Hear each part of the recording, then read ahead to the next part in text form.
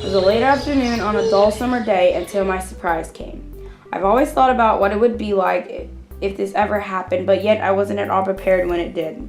He walked straight up to my bed on all four of his legs and said, "I'm pretty sure it was supposed to feed me 4 minutes ago." I looked down at my dog Buddy, then around my room, and no one else was there. I put my hands over my face and started to say, my dog did not just talk, over and over, but every time I did, I'd hear a voice say, "Yes, he did, and he's still waiting on his dinner." After calming down, I take my hands off of my face and give Buddy a confused look. How long have you been able to talk? He looks away from me for a minute, then replies, Not that long, actually. Only since birth. I leap off of my bed and onto the floor to sit next to him. So technically, every time I've ever talked to you, you could have responded.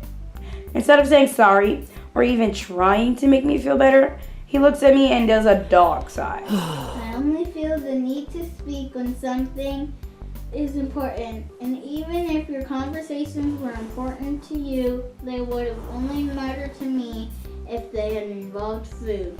This means that you aren't going to be talking to me ever again after this, are you? You only do the things I say because I usually reward you with a treat. How could I not see this? If he were human, Buddy would have been giving me that "you just got this" stare. Look, Casey, if I were to keep talking, what would be the point of you even giving me treats? None at all. I'm just doing what I need to do in order to get lots of treats. I am a dog after all. What if I don't give you any treats ever again?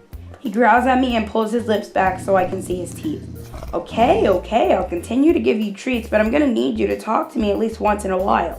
What do you say? He backs down and makes a cute puppy dog face without even realizing. Sure, why not? My stomach growls and I whine. I am so hungry. Buddy's ears perk up and he looks at me. Speaking of food, where's mine? Sighing, I stand up and we walk downstairs together. Since he had been waiting longer, I feed him first and he starts eating immediately.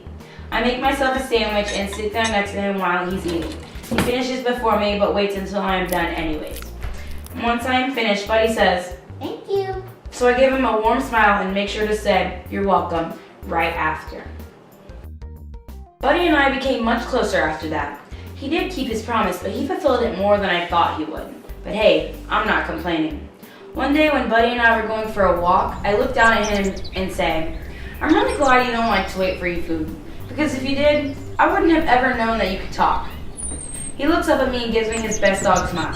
It actually made him look like he was going to eat me, but I didn't mind. He was trying. Well, it never would have happened without you forgetting to feed me.